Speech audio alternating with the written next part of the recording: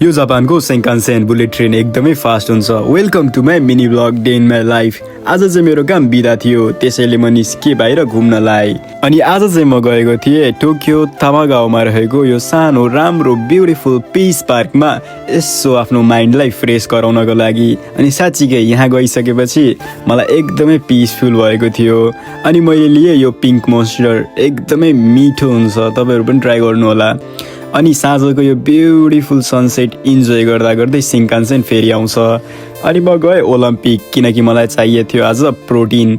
अब जिम गर्न लागेपछि प्रोटिन त खानु परिहाल्यो। अनि मैले यो प्रोटिन र सेकको बोतल पनि लिएँ। अनि घर जाने बेला टक्क लगाएर यो लुप चढेर म घर पुगेँ।